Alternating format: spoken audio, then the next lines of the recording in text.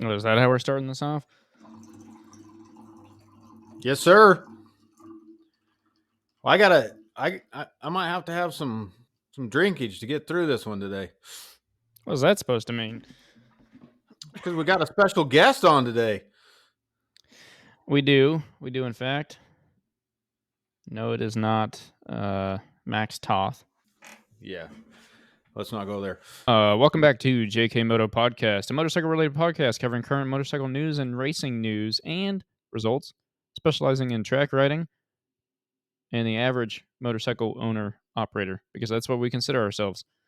Brought to you today by, once again, your favorite Working Class Customs. So we do have a special guest on today, and I might need a special drink just to keep up with her. Well, are you indicating that she is faster than you? Maybe we'll argue about that with her a little bit, but I know that she is. I think I know she is. We'll ask her. Surely she is. She's fast. Today we have Rainy joining us. Can't wait to introduce everybody to her. Yeah, we'll get her on here in a minute. Get some questions answered, some background maybe, and talk about motorcycle riding with another motorcycle rider and racer. I will mention, And racer.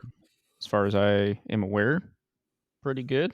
But I would argue probably faster than you. But like you said, we'll let it get there when it comes to it. So I already said. I already lost this.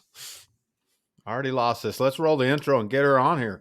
all right, intro. Yesterday, at one point, I was in sick.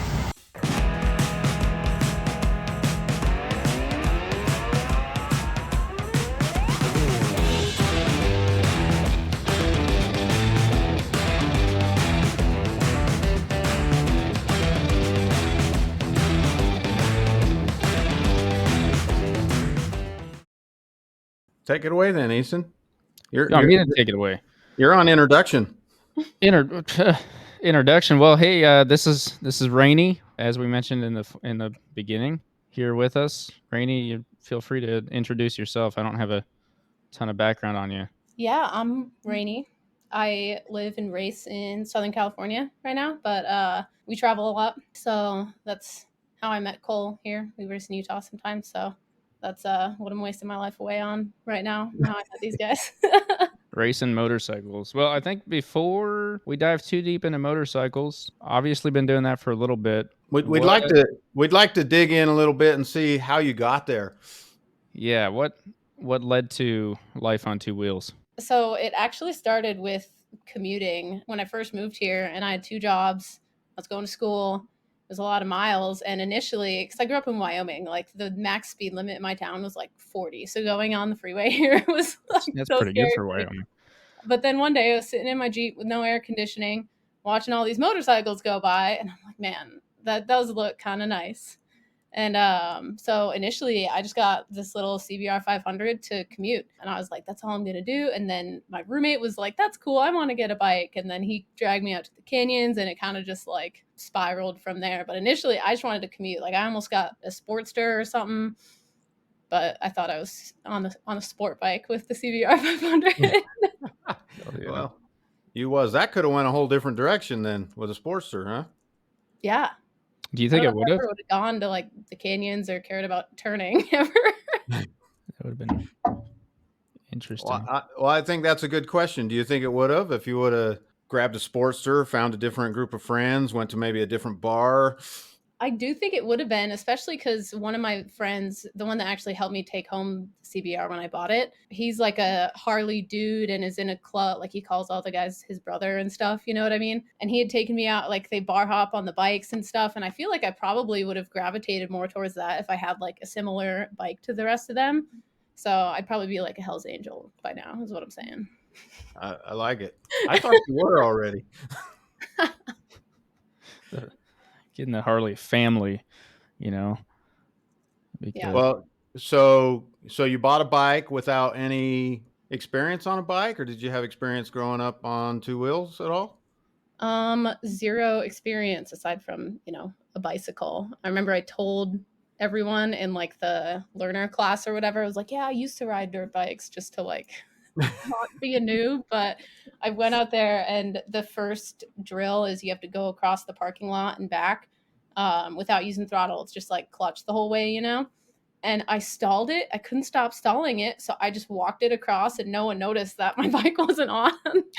Like I almost didn't go to the second day. I was so bad. The fact that I figured it out is mind blowing. Like, if you guys can see this first day, it was so rough. So had you driven like a stick shift before that, or was that your Yes. first? Okay. Yeah, I learned in high school. Okay. So, But no dirt biking in Wyoming. You kind of glossed over this Wyoming thing. Wyoming and California are very different. We're both from Utah, so Wyoming feels more close to home, I guess. Yeah, I actually did go to high school in Park City, so Okay. I had a bit of Utah. But yeah, I used to snowboard, so once I couldn't do that anymore, well, I live by the snow in Southern California. It's about as far as you can get. Yeah. All right. That's fair. That's a fair point. well, she's just glossing over everything because let's talk about that. Let's talk about your snowboarding. I've done my research on you. Uh-oh. You Googled me? I Googled you. There's still residuals on the internet. Oh, that's a little scary. Like from MySpace days. Oh, well, I don't know if I found any MySpace stuff, but What is MySpace? don't, Ethan, don't. Cry. No, so So I you started go, snowboarding. But yeah. go ahead. All right. I technically started snowboarding when I was like 2. My dad would just push me down the driveway. There are these like adorable little photos with Velcro bindings, and he would just push me down the driveway. And living in Wyoming, that's just what people do. You either ski or snowboard, or like, why are you there? Well, Jackson Hole specifically, not East Wyoming. I was going to say Not Eastern really Wyoming. Wyoming. You're just not there. There's no one there. Yeah, there's not even cell service. We drove there on the way to Colorado, and I was like, what is this? But yeah, Jackson Hole, lots of snow. So I've always been super like competitive, just grew up that way.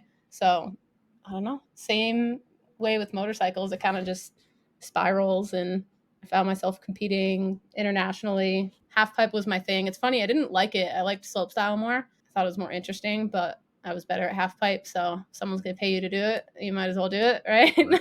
Right. But yeah, I moved out when I was 14 to like travel and live places with snow. And like I was in Oregon every summer, Mount Hood, to snowboard all summer. I was in Utah, and I don't know. So you said you competed internationally. Did you make it across the big pond? Which big pond? The Atlantic Ocean, or yeah, I guess I competed in Pacific. Australia and New Zealand is the farthest. Okay. That we've been. I was actually there for like 2 months or something, because we just follow snow, you know, and it's opposite there. So when it's summer here, I don't need to be here. Is there? I don't know. That might have been. As far as snowboarding, I've snowboarded just a little bit, very much a hobby, and that's all. But I'm kind of curious. I've never been outside of the U.S. for snow. Is the snow better outside the U.S. or the courses better? Not the courses. That's racing. Mountains. Who has the greatest snow on earth?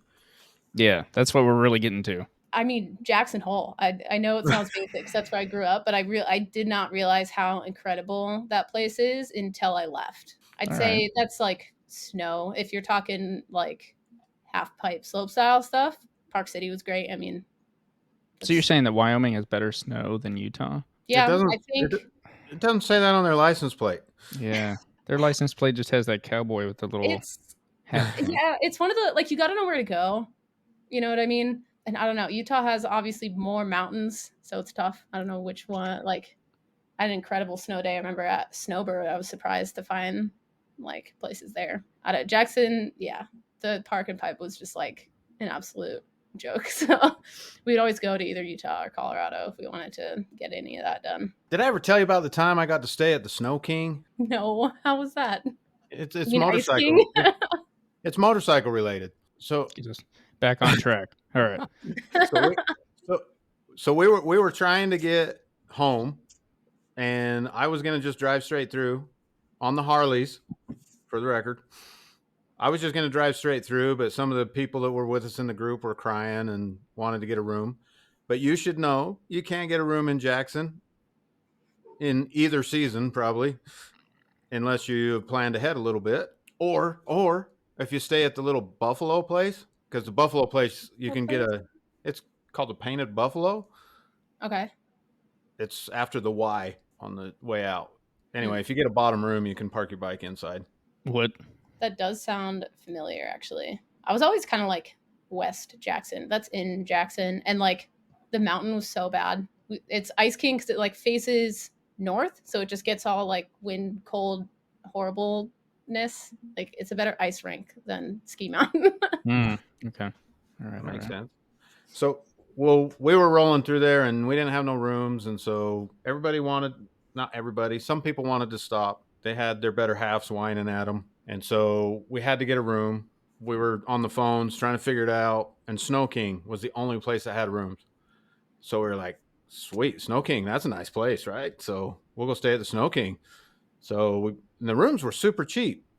And so we followed the address and we rolled up on the Snow King, and it was Snow King Inc. instead of Snow King something else. It was actually containers hauled in for the hill climbs. Yeah. They were just these containers that were split in half and with a, what do you call it? Not a balcony, a porch built on the front of them. And it was terrible.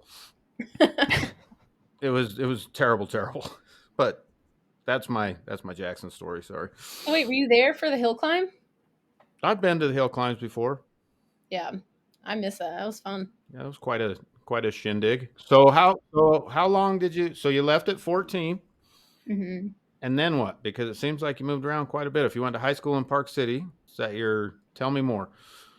Yeah. So I first went to Oregon. I lived at the Wendell's camp there for my junior year of high school, which is, high school, it's like online school. And most of the kids that are in these programs, to be honest, are not really focused on academics. They kind of like push you through it so that you can like focus on whatever your sport is. And that's how the winter sports school in Park City is as well. But I think, yeah, I went Oregon, Utah, and then after high school, I moved to Colorado. Right before my 16th birthday is when I blew my knee out, and like I didn't know it at the time, but that was like I haven't been able to really snowboard since, just turning on my heels. I lost half my meniscus. It was a whole like honestly Wreck-It Rainy experience. Like how my luck is with bikes, that happened with my leg. It was still pretty young. Like that's so long ago. It's making me feel so old. It's not that long ago. I remember it. Easton doesn't, but I do. I mentioned I was doing some Google stalking. There is still a YouTube video floating around of you going through rehabilitation. Oh, probably. Do I have like a neon yellow shirt on? Yep. I did watch that. Geez. Weird. So they said they were going to fix you up. According to the video, they were going to fix you up, but there was no follow-up video, and apparently they didn't quite get you. What? No, that place, that physical therapist is actually awesome. He started his own practice or whatever, and I followed him there. Like he was great. I had 3 different doctors do 6 surgeries on my leg, and 2 of them like totally messed it up. That's a nice word, right? I'm trying to keep the potty mouth to a minimum here.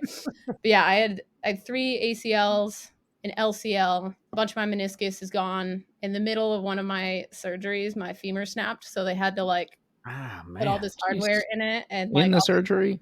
Yeah, in the middle of surgery. So I woke up and I was like, what went wrong? I remember looking at the clock and it was like not long enough for all the stuff I knew they needed to do, and I was like, what happened? Like this is not right.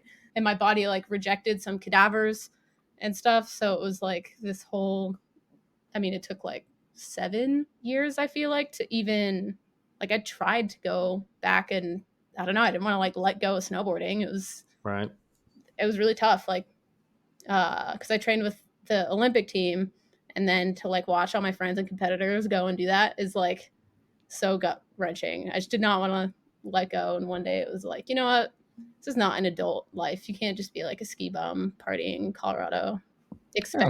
Some people try it, but wasn't for me. You can. Aspirations. Like I came here and went to school and stuff, started adulting. So you mentioned in the beginning that you chose California because it's the furthest thing from the snow. Was that because you don't like snow outside of snowboarding, or because you didn't want to have to be reminded every year? So a big part of it was my parents are down here now also. Okay. So that was kind of like I needed to go somewhere, and it was just I moved down here with them initially to figure out what I was going to do next, and never left, I guess. Also, I'm going to keep referring to the Google. I just want you to know how much you can. So you went to Platt College in San Diego? Yes. That's on there. Yeah, so that's how you got. Well, I mean that's the San Diego area, right? Yeah. So you mentioned a story about a Jeep watching with no air conditioning, watching the motorcycles drive by. Was that in San Diego? Yeah. That was typical 15 South San Diego horribleness. So that puts you on a motorcycle in like what, 2015? Later than that? Yeah, I feel like 2015, 2016, somewhere in there. So for Easton, that feels like a really long time, but for me, that says you haven't been on a It motorcycle seems all like that long. yesterday. I feel like it hasn't been that long. It's not that long. It doesn't feel that long ago. It feels that long ago when I start thinking about like all the years. The fact that I moved across the country twice since then, whatnot. But it ain't that bad. Okay, so you got on a motorcycle, CBR 500. CBR 500, the fastest bike on the planet. Yeah, I'm curious. Did someone point you towards a CBR 500, or did you just walk in the store?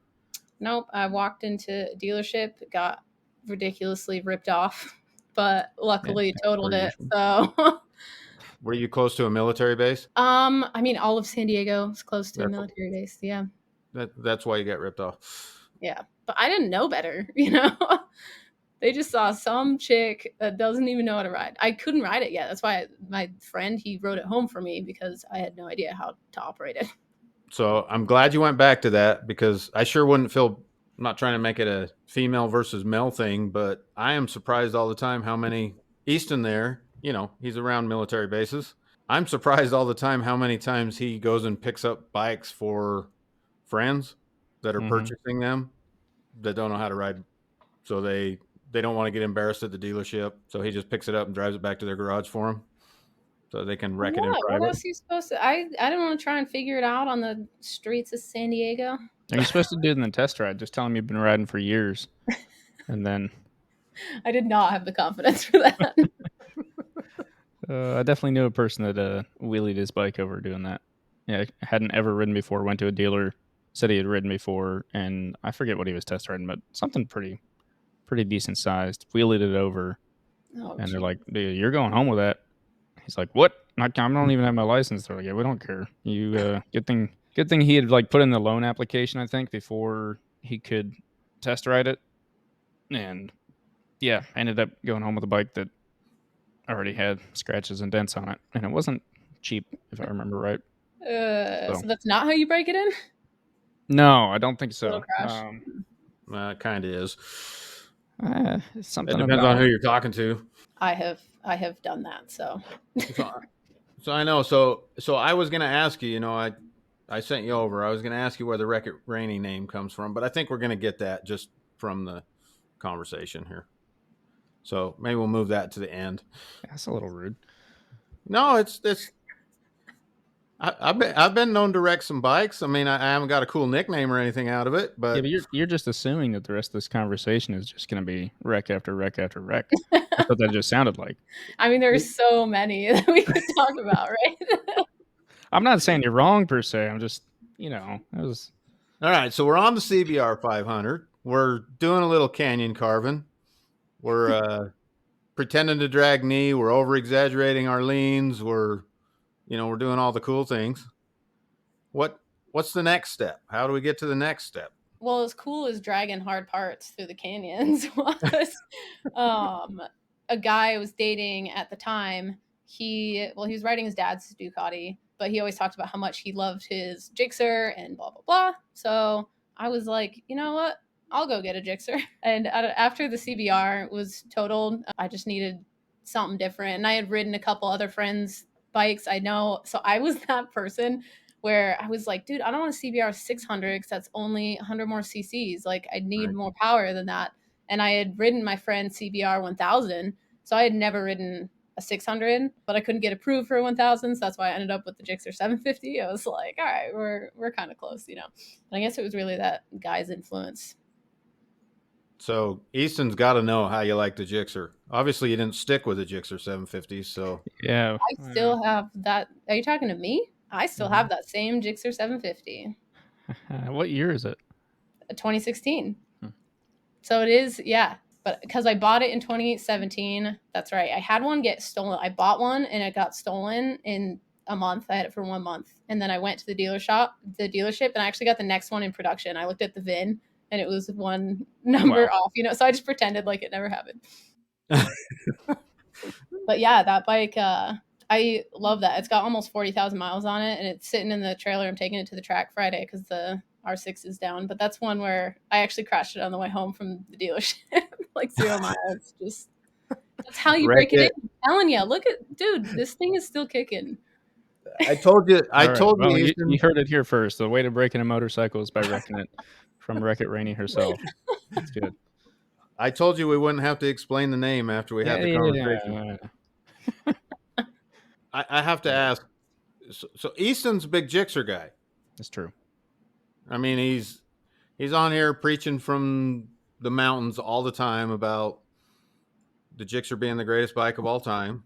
Why haven't you? Because fast forward, I know you're not racing one now regularly. That's not your racer of choice. How come you don't want to race thousands?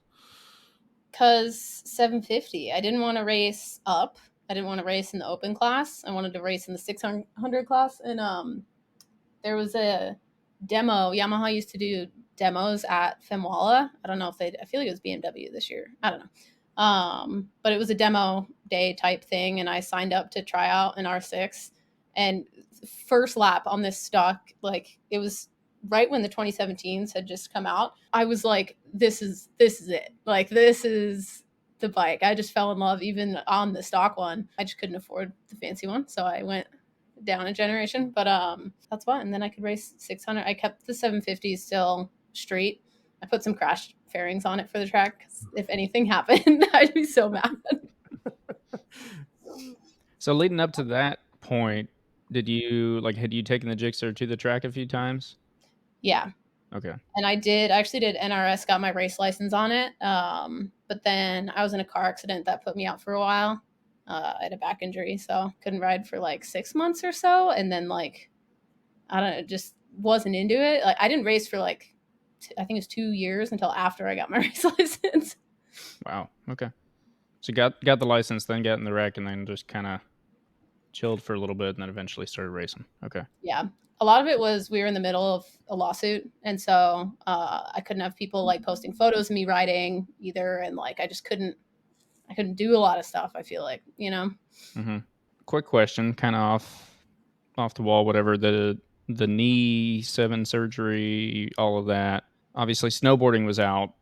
Does that at all come back while riding? No, nothing, no which issues. is amazing. Yeah, It is I surprising. get asked that Okay. a lot, and it's surprising, with how much you have to like move but like squatting is fine. It's just like that kind of twisting of like a heel side turn, that like specific motion.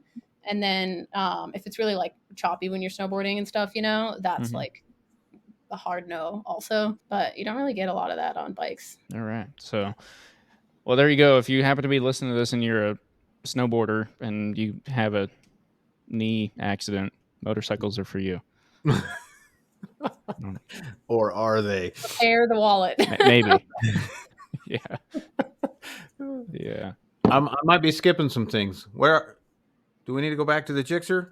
So you had the Gixxer so you started racing it, and you rode an R6 and decided that was the bike, and so you bought your first R6. How far into racing? Well, I never raced the 750. I just did the like new racer school on it, Gotcha. because you can do that on like Gotcha. street bikes. And then I finally got a track R6. Oh man, 2018 maybe. I bought it on a Wednesday. This is why I'm Wreck-It Rainy. Bought it on a Wednesday, didn't unload it, went straight to the track and crashed it on Friday. Saw you break it Nice. in. It's good. You should be a baseball player because you are batting 100. It's so bad. I don't know what curse. Someone told me I should get an exorcism recently, and I'm just considering it. Good. So it's interesting. It's interesting that you like the Gixxer. She hasn't said any bad things on it, Easton. Mm-hmm. Because I fully get the argument. The 750 doesn't really have a home in our current world. But so you went to an R6. I know you've had the opportunity to drive Kawasaki's. I'm not bringing. Well, I wasn't going to bring that up, but you have had the opportunity to drive Kawasaki's. Yes, I love my 110.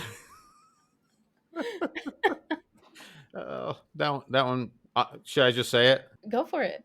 I mean, I wasn't going to bring that up, but that one may or may not got crashed also. Well, is it bad that I have to have you clarify which one? So okay. Have you had a bike yet that hasn't been wrecked? No. Is that okay? All right. So we don't need to. There's no need to clarify because. Well, no. So So first of all, I have ridden ZX10, like the Gen 4 and 5, and I actually really like the ZX10. But every ZX6 I've ridden, I have hated. I think I've ridden 3 different ones, and one I rode twice when it had like stock versus suspension. You know, I haven't liked any of them. I don't know what, like the gas tank seems weird to me. There's just something that I don't like about how the bike handles. Do they feel weirdly heavy on the front end, but in a very just strange way? Yeah, just to handle it, it's weird. Yeah. But okay. I borrowed a friend's in January, and I got hit on the track. And luckily, his bike was already like so crashed. He was about to tear it down for like a full rebuild anyway, so it got crashed at the right time, I guess. And then I was borrowing Anthony and Stacy's ZX6 in Colorado, and someone in practice crashed into me on that bike. So I think the ZX6 is telling me to leave. Not only do I not like it, but it just hasn't gone well. Well, I mean, that's all of them. If you totaled your Honda and you've wrecked a Gixxer and a Yamaha and a Kawasaki, have you tried any Euro bikes? I mean, if we're just going off what the bike's telling you and all of those. Well, the R6 is saying nice things to her. It's just still getting in incidences. All right, fair enough. I don't think I have. I mean, for good reason. I'm scared to just go out and borrow people's bikes, you know? So I don't think I have. Funny side note, I think. So on your Instagram, there's a video of you getting hit at Chuckwalla and a guy being a prick in a parking lot. I don't know if I'm allowed to say any more about that one. I don't know what happened after the fact. The funny thing about it is, well, long time before I knew you, obviously, that popped up on my Instagram feed. I remember watching that years ago going, what a dick, you know, and thinking, and just watching that thinking, and reading through the comments and seeing, you know, 90% are on your side. There's a 10% that's fighting the other way, but it was kind of a big deal. And I had never been to Chuckwalla at that point, knew nothing about it. I don't even think I was, well, surely I wasn't even racing at that point, but couple years later or years later or whatever, I know you now, and I go through your Instagram and go, oh my gosh, that was her. That was her. Well, I have to ask, what was your initial opinion on the video? Well, my initial opinion is the guy didn't commit to the corner. I felt it's kind of hard to tell from a video, right? We know best when we're on the track generally, but I felt like if he would have committed to that corner, then it would have been no harm, no foul potentially. But he went in there hotter than his ego could handle, or used his ego and his talent couldn't handle. I don't know, but he stood it up. I mean, at the end of the day, it's his. He went straight. That is honestly the most frustrating thing watching the video back, is if he would have turned, it would have been like a dick move for a track day for sure. But like, we both would have gone through the corner. Yeah, it would have been fine, but he like wussed out. As soon as he went in there, he went, oh no, I'm hot, and stood it up. Yeah. I've tried to kind of see it the other way as well. And I think he thought that I was going to break a lot more, because I knew that Declan, the first guy that passed me on the inside, I knew he was coming through because he was working with Josh Hayes, who was in front of me. And like, Josh passed me, and I was like, all right, Declan is coming through like any second. And so after Declan went by is when I kind of, so like, maybe the guy thought I was by no means like not on the throttle, just kicking it, you know, like I know better than that. Right. But I think the guy just thought I was gonna like slow down way more by the way that like Declan kind of went, and he's probably trying to keep up with Declan too. So that's really like the only thing I can think of, but I don't know. It's tough. No. It was more, dude, the way he acted was like, it was just so disrespectful and kind of like sad to see. We have such a small like community. So I've hit someone and it sucks to like take a step back and admit it and apologize, you know, but you have to like learn from that. And like now the person that I hit, we're still friends. We still race together. It's fine. This guy, because this was in January, so almost a year now, still can't stand the dude. Like, I don't know. Mickey had to go tell him 3 times to go apologize to me. So when he finally came over, I was like, if someone was to tell you to do it, It doesn't mean anything. yeah. Is that after the clip from your video, the apology, or was that the I didn't apology? apologize because that was on Saturday and he came over on Sunday, but it was also Anthony had to go because he was just riding kind of like a crazy person, like because I was corner working too, and so we were just keeping an eye on what he was doing. It was all bad. Like he ran off track and he said it was his first time back in a while, and I was like, that's no excuse to be running people off track. And so he actually, Anthony and Stacy were working together, and he like tried to get both them on the brakes, and like something happened. So Anthony had to go have a chat with him on Sunday, and the dude was like, he was like, I didn't hurt anyone yesterday because Anthony brought up like, stop, you're gonna hurt people, and I don't know what he's talking about because I broke my foot and sprained my ankle. So I don't know if he's talking about someone else, but I don't know. It was just, it was pretty crazy. So he's still around? He's still going there? Well, so the first time we saw him was at the track day massacre. He was there. And then I saw he raced last round at CVMA. He was like signed up for expert, but then sandbagged the amateur classes. So he's like not a slow dude. He like podiumed in the amateur classes, you know, but his apology consisted of him also talking about how he was like pro in Italy and raced super sport there. So you'd think such a fast guy would be able to handle expert club racing, right? Well, Yeah, it's a good apology. you know, I think that guy that hit me. See, I've had a similar situation. Not to bring that up again, but I was blatantly hit in Vegas. I mean, I think you've heard that story, Yeah, but that's right. I think we talked about this one. yeah, and that guy just split. And the thing is we're racing, right? And or track days or whatever. You're taking a chance. I think we all get that. Yeah, You're taking 100%. a chance, and you know, when I'm riding around there, I don't think I've been that guy yet. I know I haven't put anybody down, but I'm not naive enough to think that it couldn't happen. Like the thing that happened to me in Vegas, the guy left like I was going to ask him to pay for my bike. That's what I felt like. He was scared that I was going to go after him to try to get my bike paid for. And it was unfortunate, but that thought never crossed my mind. I mean, it was 100% his fault, but that happens on the track. That's a chance all of us are taking. Yeah, it's all about how you handle it afterwards. Like when I got hit in turn 1 in like March or April or whatever, it was just an incident. But like the guy that hit me like came and apologized, totally fine. We're both still happy people, you know? Like you said, it's a risk that we should all know and accept, but you just got to handle it properly, like be an adult about it afterwards. Yeah. And it sucks for sure, but like I said. Yeah, it is like awkward. These aren't like cheap things to crash, so it's kind of like, yeah. So let me sneak. Did you have a different one? Yeah, well, you mentioned not cheap things to crash, and as we're learning, I think slowly, maybe not so slowly, you like to crash them a little bit. So, do you do your own maintenance? Do you fix your bikes yourself? That's exactly where I was going.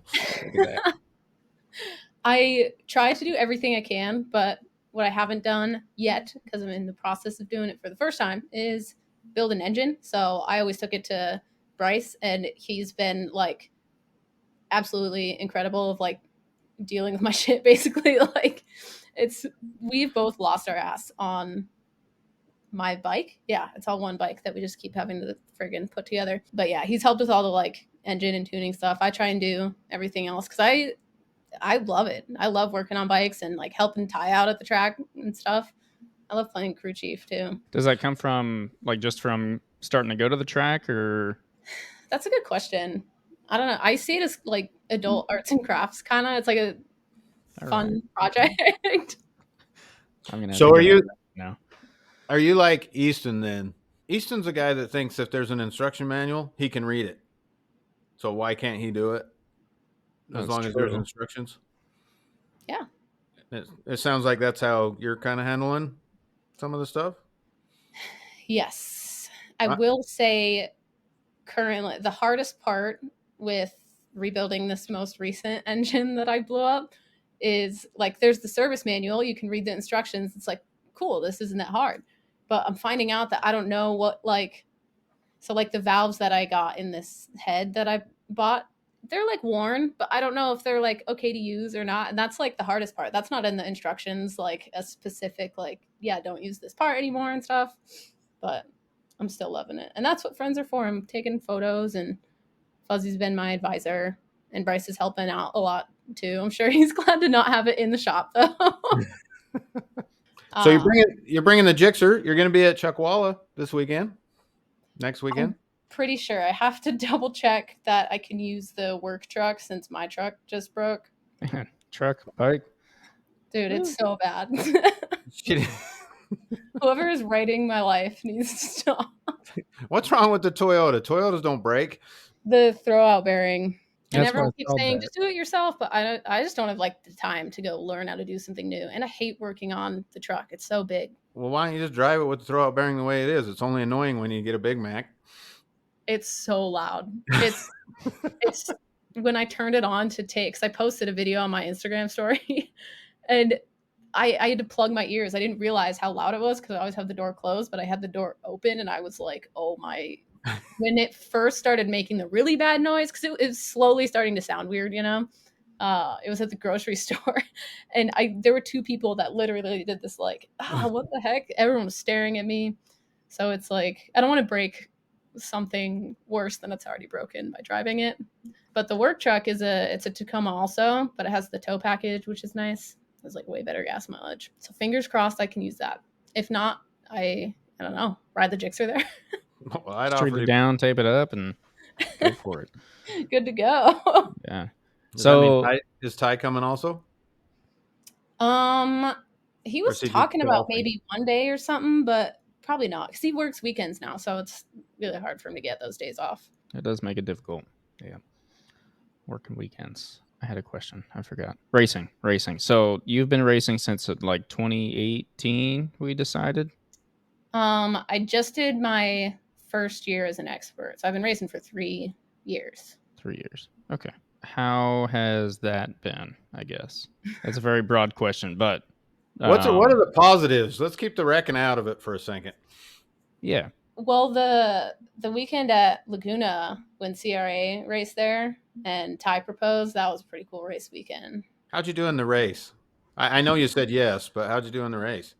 Dude, you can't say no incidents. So I was winning, like it sounds so bad. It was like my race to lose, and I had passed my friend in Rainy Corner, and at that point, like I knew I was faster. That like I just had to finish the race, and then my bike overheated, and just on the front straight, I was out of the race. So like that was kind of a bummer, but it was cool to know that I was like up there, and you know what I mean, like fun battles, and could have been good, but like I always have a blast. That's why I keep coming back, you know? I think the past year, every time I went back, I set a PR. And so, like, even though the weekend literally never ended, right? I would look at the times and be like, oh, I think I can do better, you know? So somehow I found a way to have fun with all of it. So what do you think so I'm on my own journey, as you know, but what do you think how normal is it? You race for 3 years and you got your expert.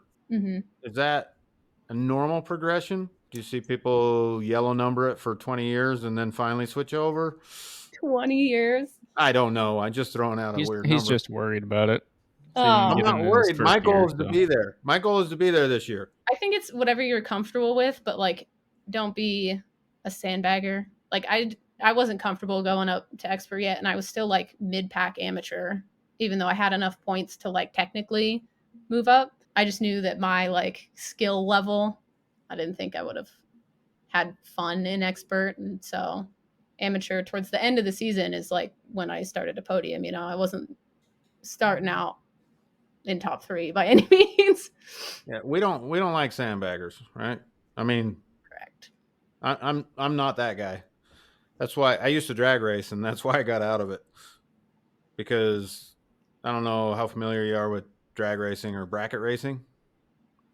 So in bracket racing, you have to write the time that you think you're going to run in your window. Because in drag racing, the guy with the most money always wins. That's one of the things I really love about motorcycle racing, because that's not true. It helps to have money, but you still gotta be able to turn the throttle the right way. With drag racing, it's a little more straightforward. If you got a lot of money, you win the race. So they need to keep a bunch of people involved. So they do what's called bracket racing. You decide what time you think you can run. So if you think your car can run a 10, you write a 10 in the window, and then you need to run as close to 10 as possible without going faster. Okay. So great, right? It's so if everybody you can play. if you break it, that run doesn't count, correct? Yeah, it's called a breakout, and you're eliminated. The other guy wins automatically. So I hated that. It just turned me off to the sport completely, because you had these guys out there in 5.0 Mustang automatics straight off the showroom floor that would push the gas exactly the same way. They would, whatever.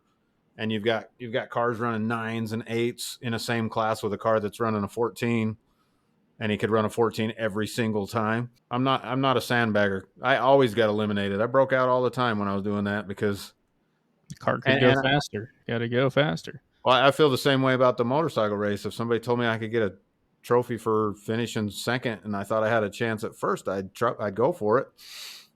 Yeah. So no sandbagging here, but I hear that that's a problem at your home racetrack that we're attending.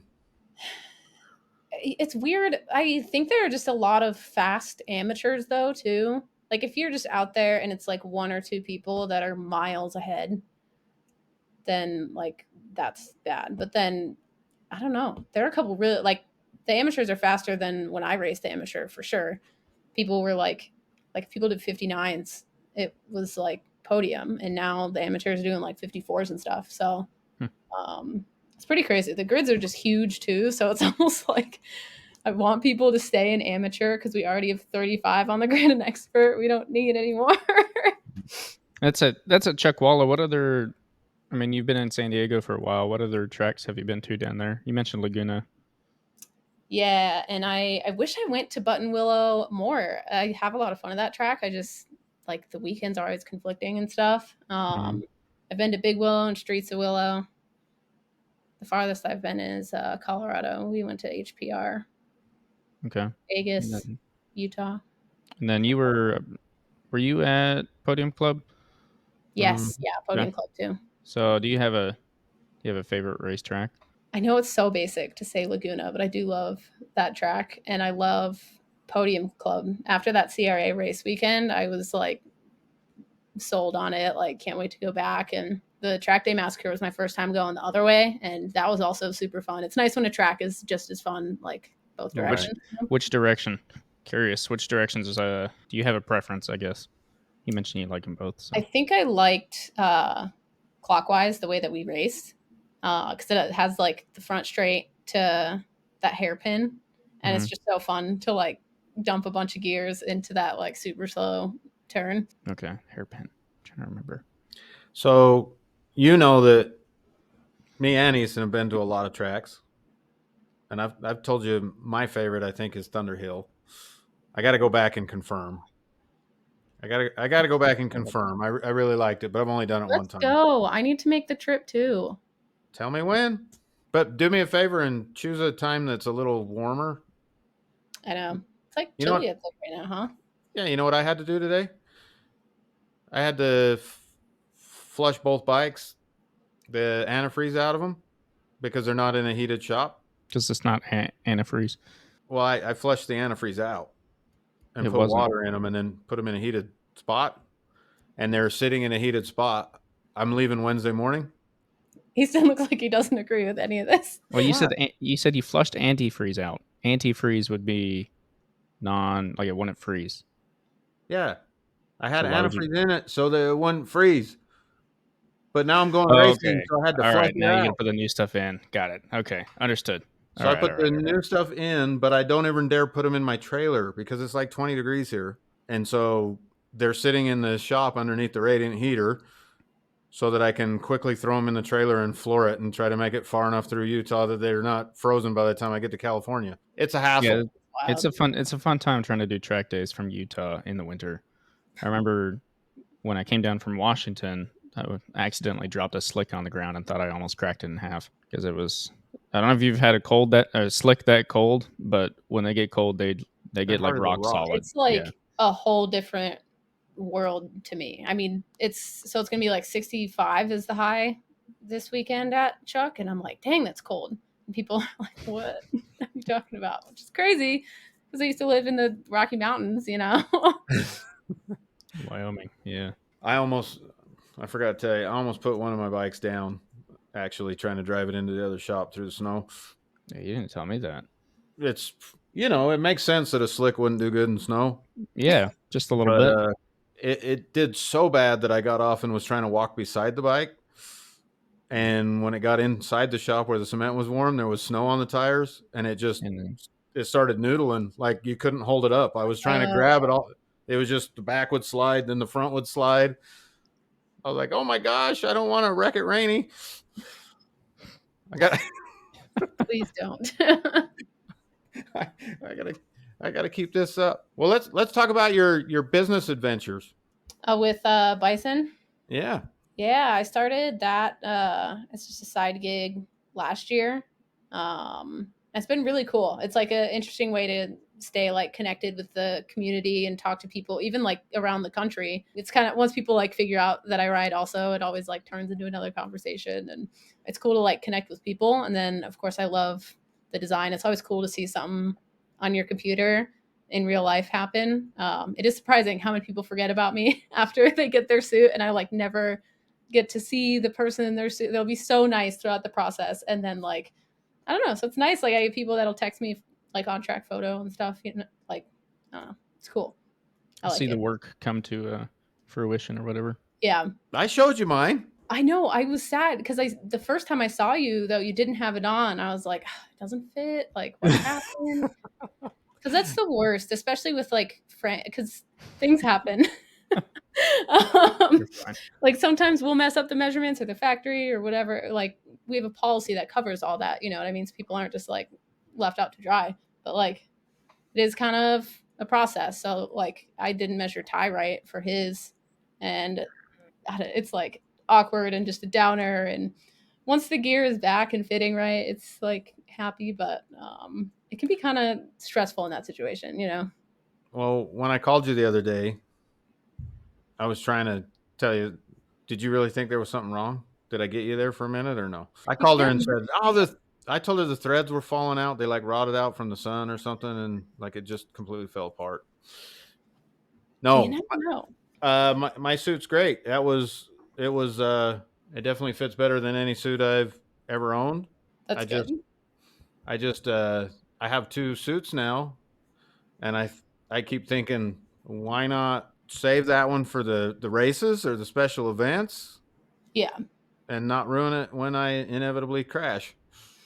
Well, definitely don't wear it at Vegas for you. Yeah. Then. If I Is go that to your Vegas. crash Yeah. That's actually like the track? joke. That's the joke I'm as to batting why 100 over there. I haven't gone there yet, because every time he goes, That track is weird. Yeah. I think it's the like surface. I don't know. I never feel like good on that track. I love that track though. I've done it in both directions. I've been there 3 times. I've crashed twice and hauled the bike home in pieces. And the one time I went there, I called it a day because I was having shoulder issues and I didn't think I was safe on the track anymore after almost taking some people out. My shoulder would keep like glitching. Let's call it glitching. And I just would lose strength in it like a nerve. and a couple times in different corners, it just like popped. And I was like, you know what? That's definitely scary. Yeah. If it was just me, that's fine. But I have people around me. I didn't want to do that. So 3 trips, three failures, basically. 4th time's a charm. 4th time's a charm. Let's go, Easton. All right. Sounds good. I'll pack up the bus and get out there. But I'm down with going to Thunder Hill. You tell me when. Where do you live? Can I just bring a bigger trailer? I'll pick you guys up. Dude, it's like 11 hours. You're right. Let me look it up real quick. Thunder Hill's not close. There's a reason we haven't gone yet, you know. It's 11 California hours is for... way bigger than people seem to think it is. Well, I know that, but it's like 11, 12 hours for me also. Oh, it's 9 hours for me. I know, but I'm not used to riding every track in the country like you. Well, that's because you still have hope to be a professional. I don't know, man. I feel like I'm getting like how my professional snowboarding career went. The vibes of like, No. sorry, this isn't for you. Dude, I'm serious. I've been thinking about it a lot lately. I don't know. Well, so what all classes are you racing in down? And like, is it just CVMA or you race USBA? Anything else? CRA. Well, you're also gonna have to give me words. I'm not so good with the acronyms. California Racing Association. There are 2 CRAs too. There's, I think it's Central Road Racing in Minnesota. So the California CRA. Yeah, that's who you raced at Laguna with, right? Is that what we said? Yeah. And then we raced with MRA at HPR, sort of. I did that.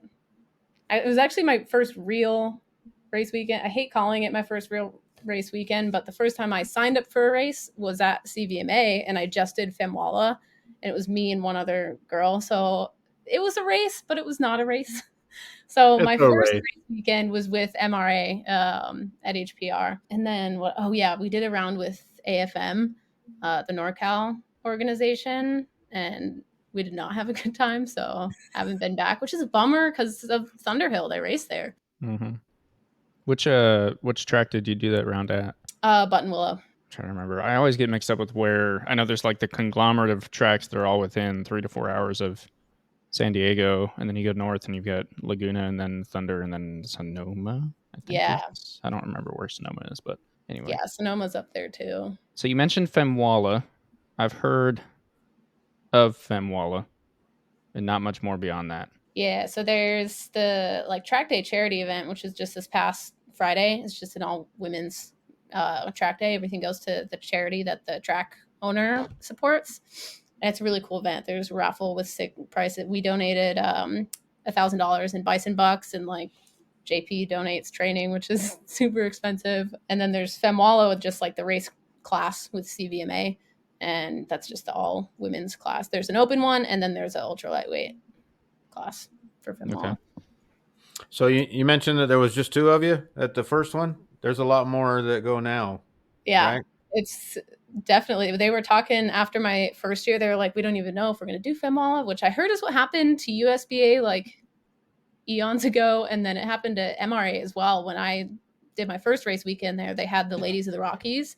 But then like when 1 or 2 people sign up, like what's the point of the class, you know? And so they were talking about that with CVMA. They were like, not enough women are doing this. Why, you know, we could do something else. And plus the baggers were bugging us about getting their own class. And then all of a sudden it's like all the women heard and they were like, let's go sign up. I mean, there's like at least 3 rows in the open class, and then a bunch of the ultra lightweight bikes as well. So it's pretty cool to see. It's not bad. So not to put you on the spot, but I have to ask, what do you think it's a good thing to separate women and men in racing? Yeah. I was so scared even to sign up for that tiny little Femwalla race. I think it's a good stepping stone. And I know it sounds like a cop-out to have that stepping stone into it, but I mean, I'm not going to lie, it's nice to have that. And again, if attendance was a problem, yeah, get rid of it. But it's a really fun, I mean, I don't want to say relaxing because like, we don't mess around in that class either, you know? Like, I would not imagine. Yeah. We're not putting around out there, so I think it's worth it. So do you you've raced in that and then raced in other classes. Do you prefer Femwalla over just open to whoever, or does it just have Open its to place where? I mean, I think like when I do kind of start racing a bit again, I'll probably just do Femwalla for like cost reasons. And it's nice to have less people after I've been in so many incidents. I'm kind of like, oh my gosh, get away from me, all you crazy boys. Well, Yeah.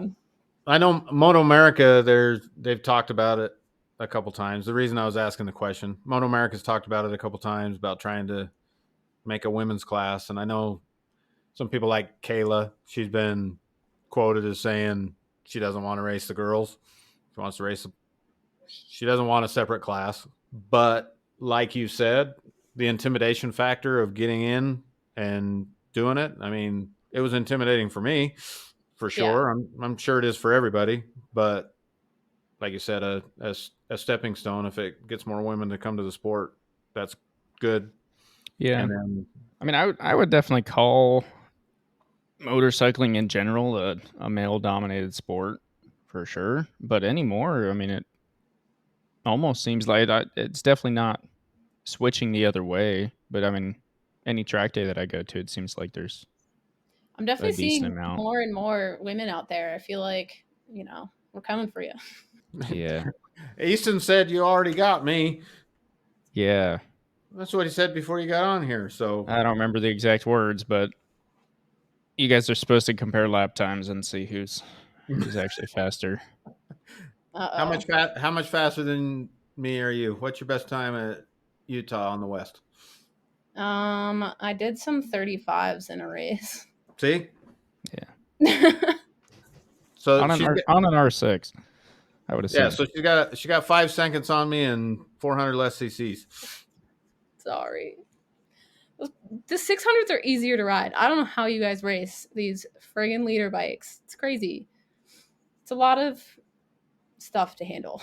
That would be so. That's an interesting question. Since you brought it up, how many women are racing? Like, are leader bikes allowed in Femwalla? They're allowed because the open class is just Mm-hmm. like any open class. We mostly just wanted to separate the little bikes from the big bikes because that's where it just like sucks. If there's like people similar in lap times on those two different bikes, you just like passing the straight, passing the corner, and slow each other down. It sucks. But there aren't any chicks on leader bikes yet. People are telling me to switch, but I did have a lot of fun when I signed up for the open race at CVMA. That was a blast, but I don't think I like actually riding the leader bikes, You signed up and just ran it with your bike? Yeah, with the R6. R6s. The greatest bike of all time, Easton. You said you've got the older generation though still? Yeah, the third gen? It's a pieced together like 2012-ish. But I did the 17 plus conversion, so it looks like a fancy R6. Okay, so you got the newer fairings on there, but Yeah. older. Yeah. So let me pose this question a different way. Money's no object. You're going to buy a new bike for track purposes. Is it a factory ordered R6? That's a good question. Do I get to like test some bikes out first? Not for this analogy. I have been just dreaming about having a perfectly set up 2017 plus R6 since I demoed that one at Femwalla many years ago. But those are just so overpriced. It's absurd. I don't know. I don't know if overpriced is the right word, but like they're just all like 15 grand and like not even exactly what I want, so. Yeah, they're only overpriced if you're not comparing them to like a KTM RC8 or whatever. Yeah, well, when a manufacturer decides to discontinue one of the most popular sport bikes. I still don't understand that thought. I am curious to see how the R9 will be, but I'm pretty sure it's a triple. And when I rode, Ty used to have the Daytona, and I don't think I liked the triple. I don't know. I like the high RPM R6. Just keep it at red line. Interesting. I've ridden a Daytona. I liked it a lot, but I like a more broad power band. Yeah. So I mean, they still rev out to 15,000. So Well, I think Ty's was like 13. It was low, but I loved how nimble that the 675 is. yeah, It they're was fun super for skinny. sure. Yeah, it was so light. But then just when you do this, I was like, come on, and then like, what, shift already? I'm still, not to go back, but I'm kind of on this Euro thing. Maybe you should switch to a Euro bike, cleanse the demons. You just Maybe, want to run a maybe BMW. no, I'm not trying to sell another BMW. I'm saying maybe an RS660 or something.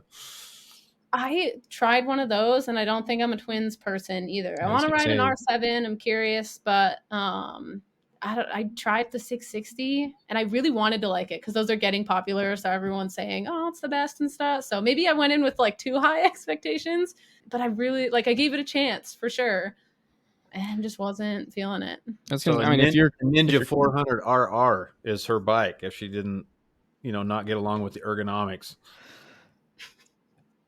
yeah, so because yeah, you say you like the R6 for the, if you don't even like a triple, you're not gonna like a twin, in my opinion. Like Yeah, I I've thought the same thing often. I want to go get a 660 or an R7. I think they both look great. Everyone says they're so great, but I don't know. In my head, I need to ride a smaller bike because I'm not that great. So I need to go get on a smaller bike and get good first. But then I think about riding a smaller bike and I'm like, yeah, but I mean, why do that when you can just have a bigger, faster bike? yeah. I think everyone's different. Like, there's always that argument of like, oh, start small and work up. But like, I'm pretty sure Anthony just started racing the ZX10. Like, he just went for Yeah. it. Yeah, And we I asked didn't him about that. I just went CBR to the 750 and have been middleweight life ever since. So you've never tried a Gixxer 600 though? I did race one. Just one. Mm, Yeah. Not as good as the R6. I love Gixxers too. I Okay. mean, it's tough. I definitely prefer the R6 for the handling. Like, I feel like Gixxers kind of lag a little bit more. And you sit a bit more in the bike than on top. I like that aspect of the R6 a lot, but I just really I love my 750 really. That's good to hear. I also like my 750, and I like mine too. it's true. You do talk great about it. So there's just nowhere for it in the world. There is if you have $8,000 to put into the throttle To make body. it slower. Yeah, I which know. would take away why most people like it so much. Yeah, that's Yeah. that's why I know that the world is going through a transition. I know that CVMA is doing a great job at trying to be at the forefront of that, but it just sucks to take a 750 and detune it basically. And it's the same thing with the Ducati V2. Mm-hmm. Yeah. Well, and that class has the Gixxer 750s in it too. It's weird to me that you do that instead of the other companies coming up to compete. I just wish that there were two separate classes. So like there's like stock 1000 and superbike, right? There should be like a 600 class and then there can be like a next gen class. It sucks that they're all together, which is what CVMA is trying to do. Really, we made that change so that we can accommodate so many people from Moto America come practice with us. And we got a lot of complaints last year like about that. So it ended up not being as much of a hassle as we all kind of expected it to be. There are only a couple out there because not every club racer can go convert their Gixxer 750 or the V2, and the requirements are pretty crazy. Like you said, just to make it slower.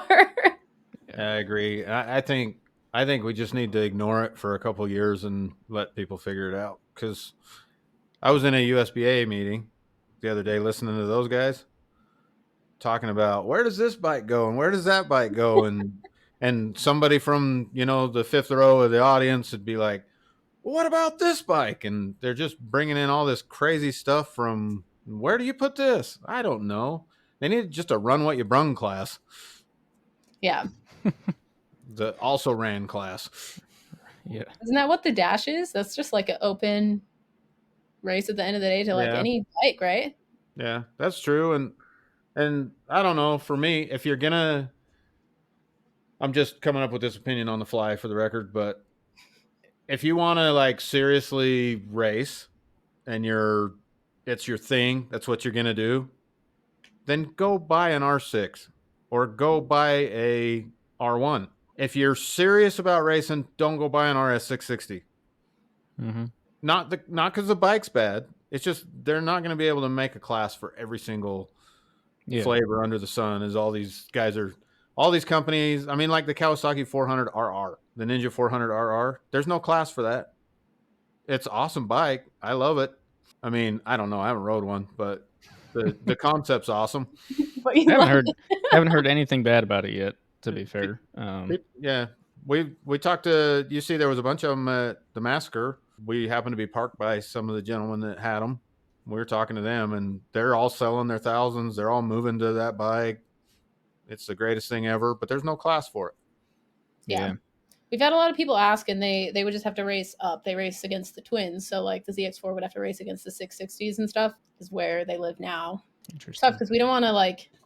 So a big complaint about AFM and the way they run things is they have too many classes. They're one of the few orgs that still does the open 750 and 600 and just all this stuff. And that's like the last thing you want to do as a race org is just create way too many classes. So we're just trying to avoid that. But if it becomes like the ultra lightweight classes are basically just Ninja 400s now, it's almost like a spec class. Right. So I don't know, if enough people get those bikes, I'm sure we would make it happen. It'll be interesting to see. I don't know. I was talking to a buddy just the other day. He was he's got a Ninja 650. He goes to the track a little bit, but he's like looking to figure out his next bike.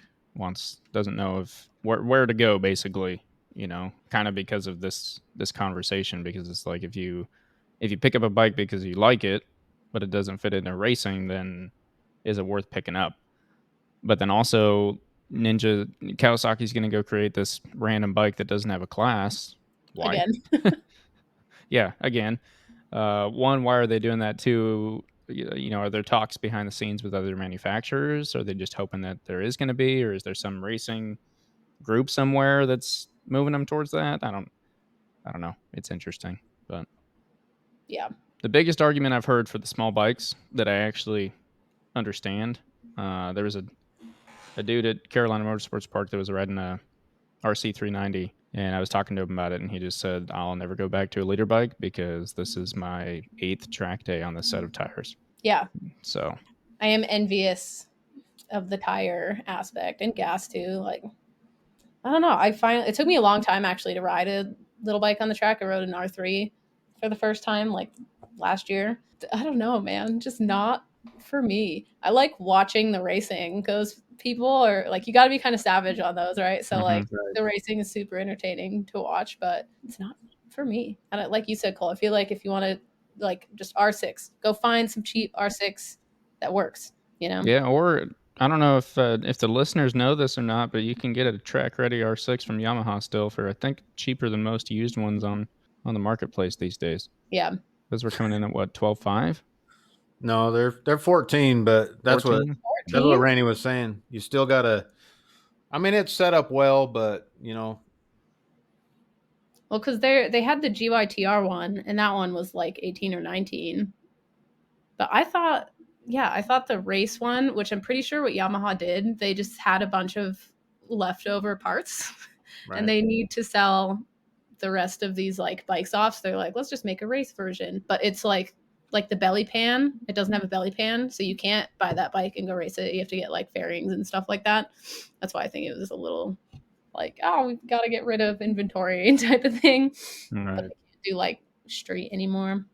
I don't know. I hope I hope Yamaha brings the R6 back, and then I hope that Moto America kind of change it. They used to have a stock 600 thing, and it just sucks to see like really good bikes kind of just die off, I'm sorry, but neither one of those things are probably happening. Yeah. I can dream. You can dream. I have my own dreams that I know aren't coming, but the best thing that we could all do, everyone, just go buy either a CBR 600 or a Gixxer 600. If every single person in the U.S. went and bought one of those bikes, Yamaha would be like, whoa, did we make a mistake? I guess. Can't they just look at like any middleweight grid and see that more than half of the bikes are R6s.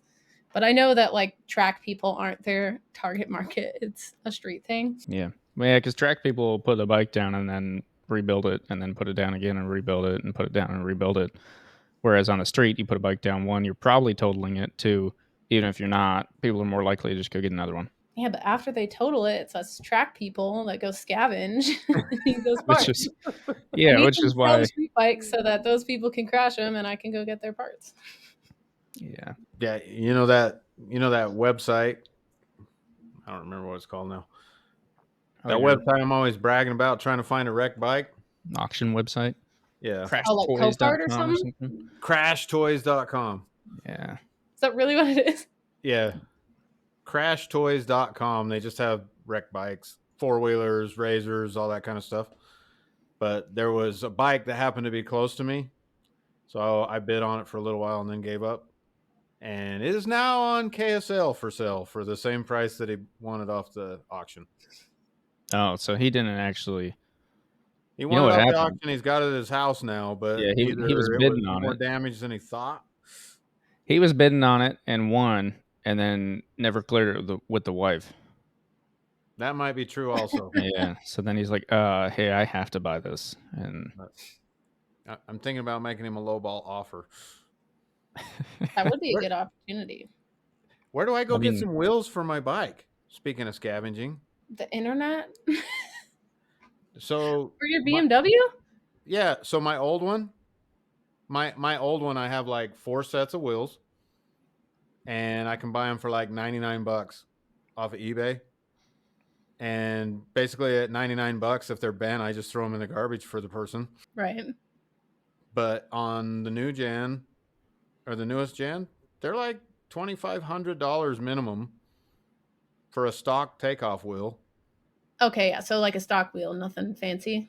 Yeah, I'm just trying to get an extra because what a pain in the butt it is to be at the track without an extra set of wheels when you're trying to change tires as fast as you go through them. Well, especially at like Utah doing the one-day racing thing, you need extra wheels for sure. I don't know. Hit up. Do you know Jeff Whitmer that does Long Beach BMW down here? He's going to be at CVMA also, right? Yeah.